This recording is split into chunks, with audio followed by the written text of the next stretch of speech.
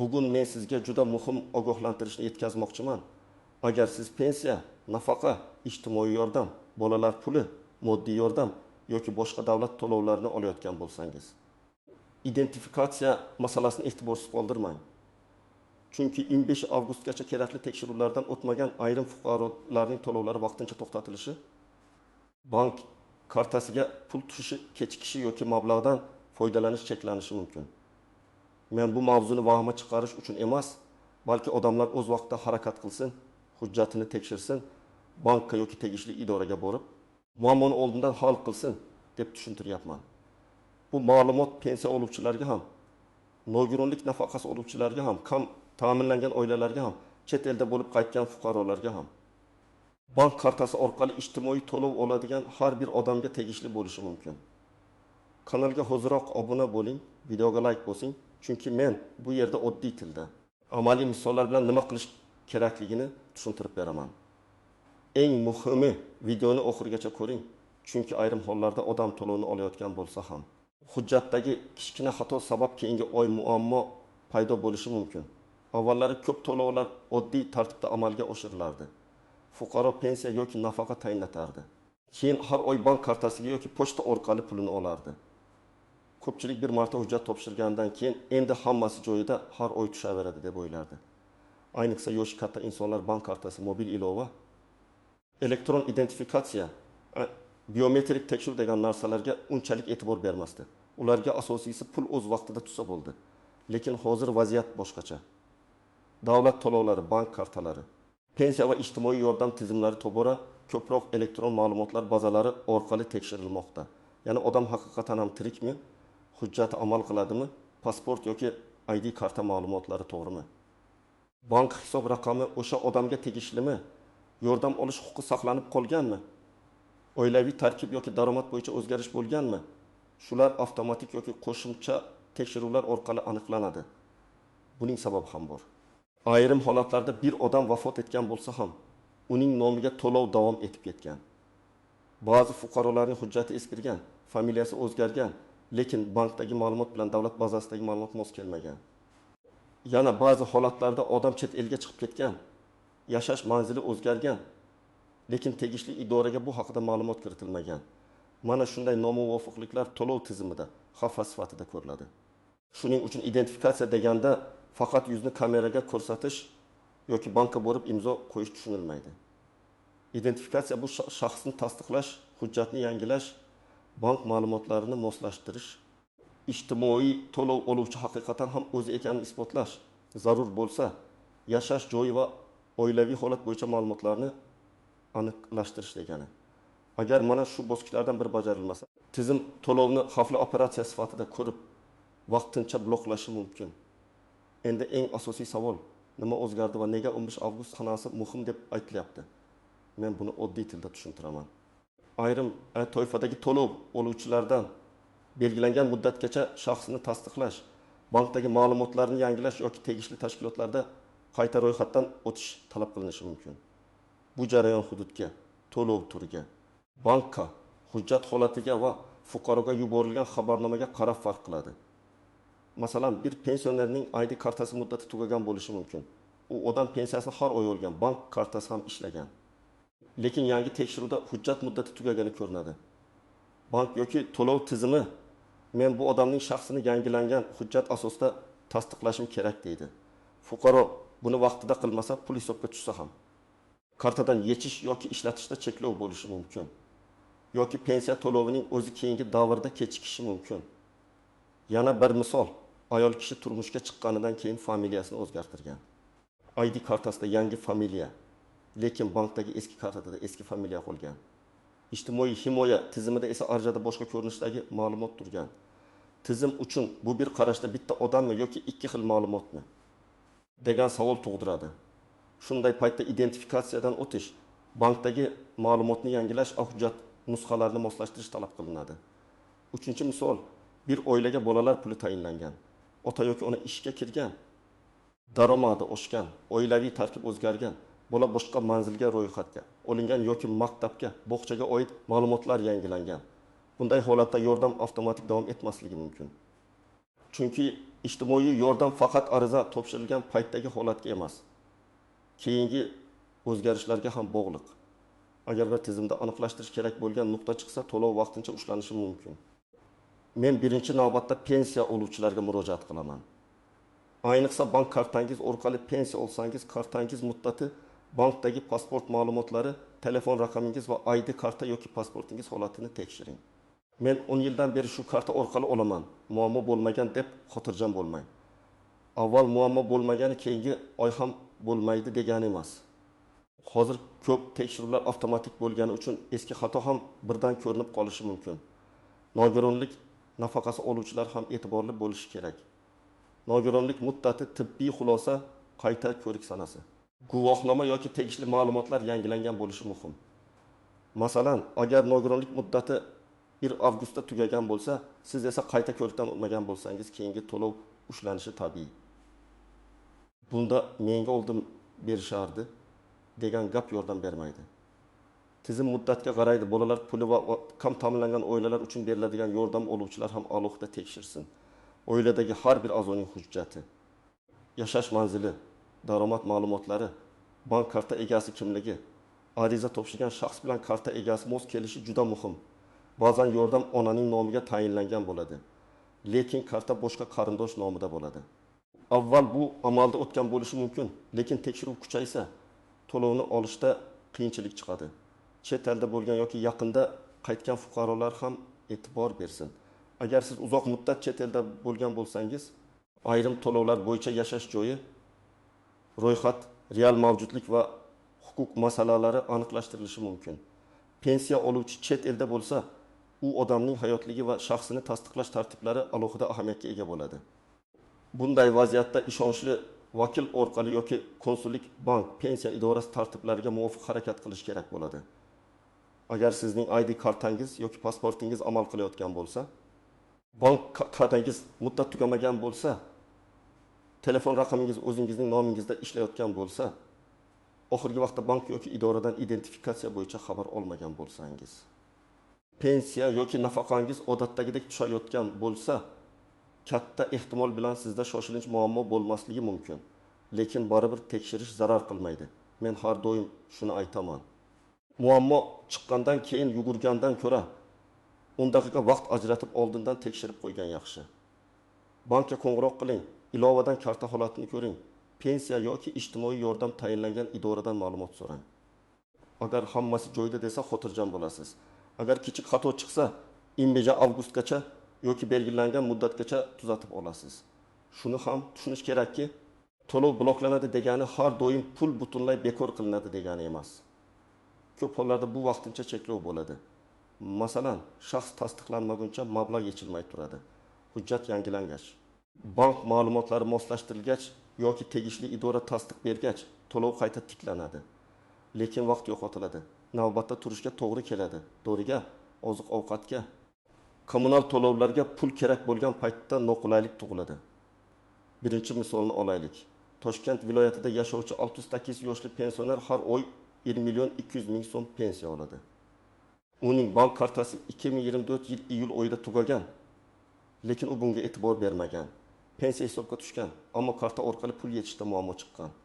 Bankka borganda karta muddati tugagani va shaxs ma'lumotlarini yangilash kerakligi aytilgan.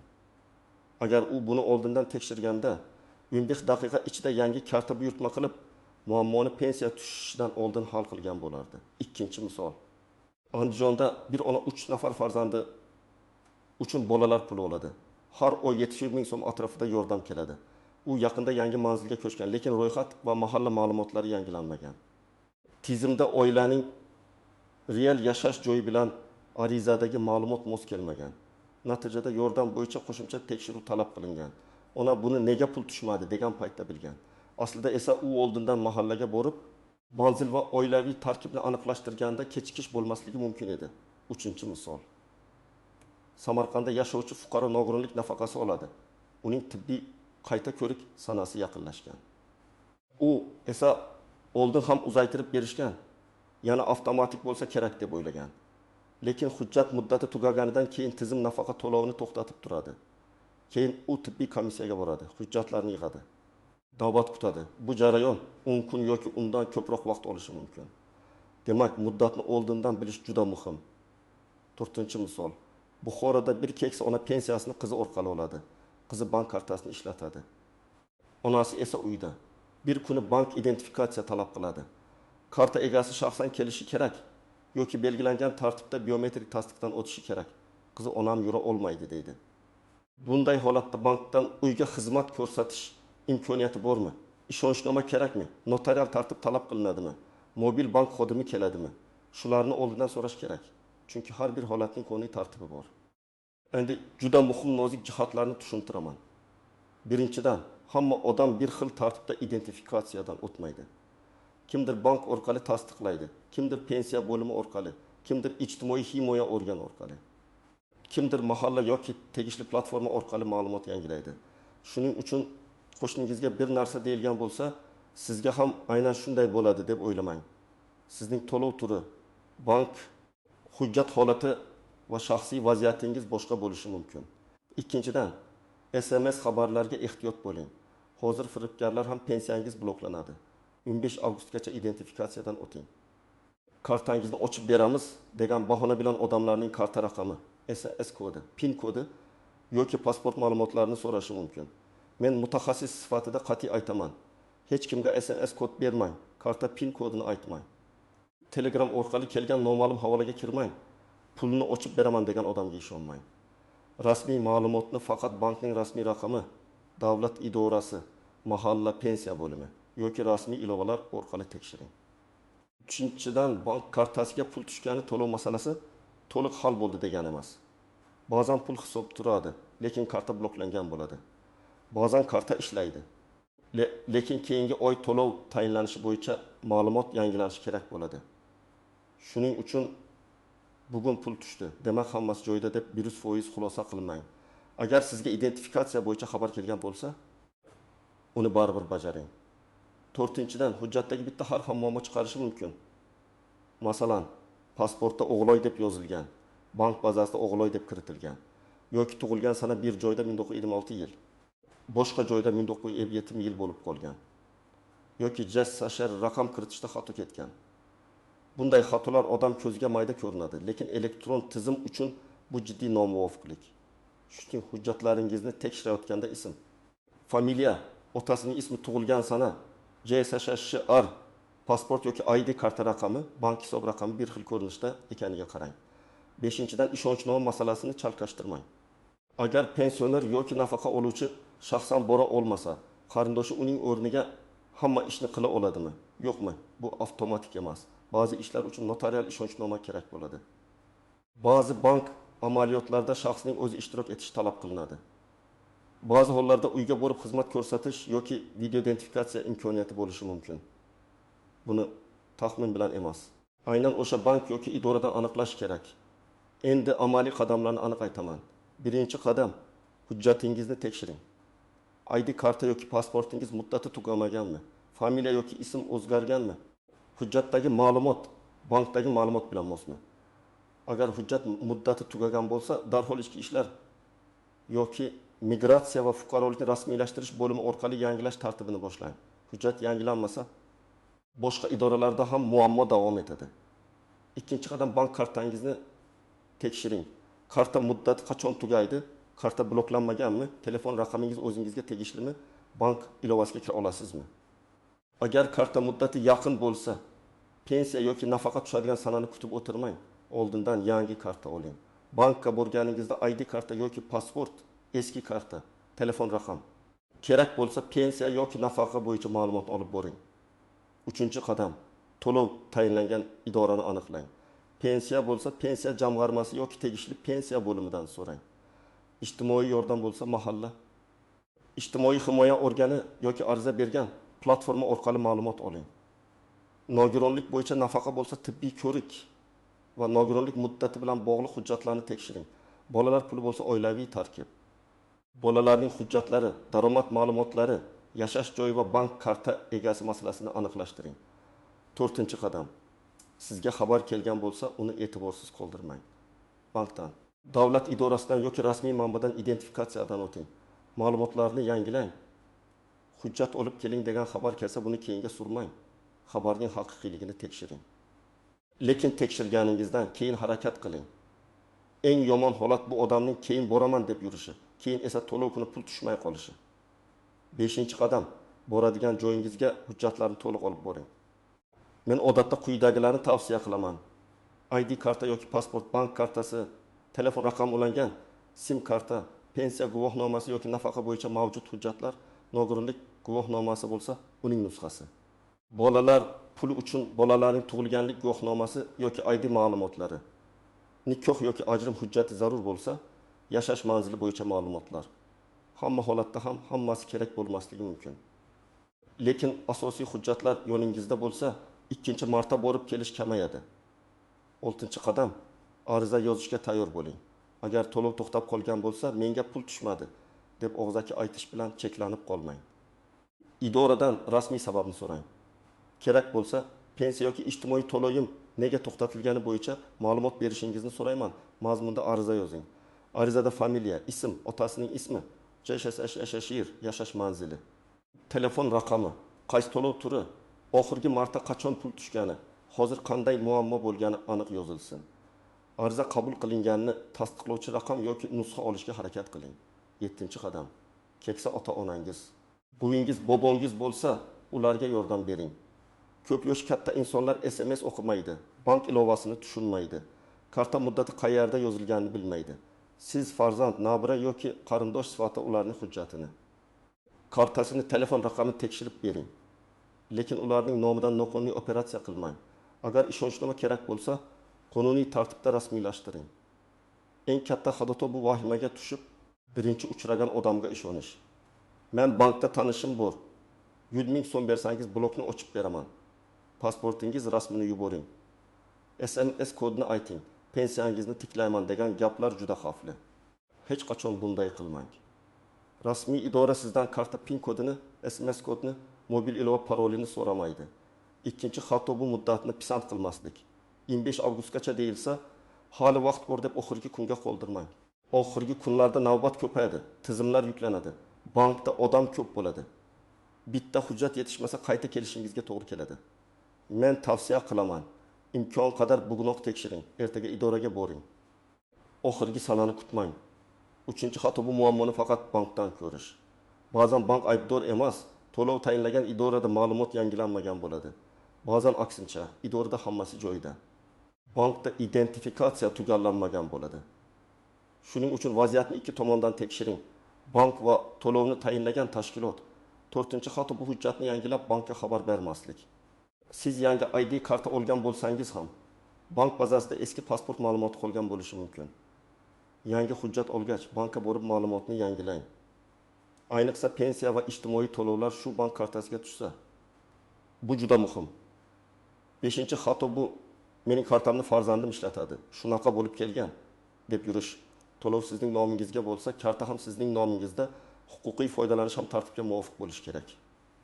Qarindosh yordam berishi mumkin, lekin bu yordam qonuniy shaklda bo'lishi kerak.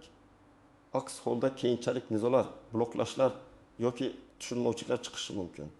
Agar sizda muammo allaqachon yuz bergan bo'lsa, birinchi navbatda tinchlaning va sababni aniqlang. Bankomat pul bermasa, bu pensiya bekor bo'ldi degani emas. Karta bloklangan bo'lishi mumkin, limit bo'lishi mumkin, karta muddati tugagan bo'lishi mumkin. Bank identifikatsiya talab qilayotgan bo'lishi mumkin. Bank filialiga boring yoki rasmiy kol markaziga qo'ng'iroq qiling. Agar bank bizda hammasi joyida, to'lov kelmagan desa, pensiya bo'limi yoki ijtimoiy yordam tayinlangan idoraga murojaat qiling. U yerda to'lov nega ushlanganini so'rang. Sabablar turlicha bo'ladi. Hujjat muddati, nogironlik muddati, oilaviy tarkib o'zgarishi, daromad bo'yicha qayta baholash, yashash manzili, vafot etganlik yoki ko'chib ketganlik bo'yicha noto'g'ri ma'lumot, bank rekvizitlari xatosi. Sabab aniqlanmaguncha to'g'ri yechim topib bo'lmaydi. Agar xato tizimda bo'lsa, masalan, siz tirik bo'lsangiz ham ma'lumot noto'g'ri kiritilgan bo'lsa, buni hujjat bilan isbotlash kerak.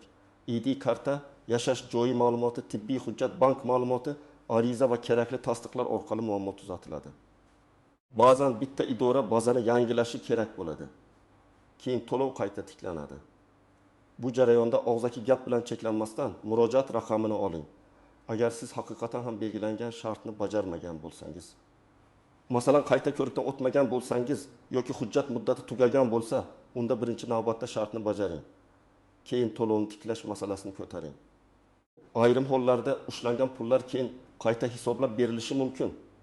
Ayrim hollarda esa faqat hujjat tiklangandan keyingi davr uchun to'lov davom etadi. Buni aniq bilish uchun o'z to'lov turiga tegishli idoradan rasmiy javob oling. Men bu mavzuda eng asosiy fikrni yana bir marta ta'kidlayman. Identifikatsiya bu jazolash emas, bu to'lovning haqiqiy egasiga. To'g'ri hujjat va to'g'ri hisob raqami orqali yetkazish uchun qilinadigan tekshiruv. Lekin odam vaqtida harakat qilmasa, bu tekshiruv uning hayotida real muammo keltirib chiqaradi. Pensiya kechiksa, dori olish qiyinlashadi. Bolalar puli kechiksa, oziq-ovqat, kiyim-kechak, maktab xarajatlari cho'ziladi.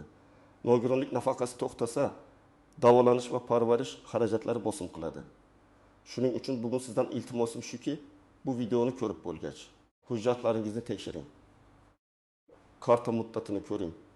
Ota-onangiz yoki yaqinlaringiz pensiya olayotgan bo'lsa, ularga qo'ng'iroq qiling. Kartangiz muddati tugamaganmi? Pasportingiz yangimi? Bankdan xabar kelmadimi? Mahalladan yoki idoradan chaqirishmadimi deb so'rang. Ba'zan bitta qo'ng'iroq katta muammoning oldini oladi.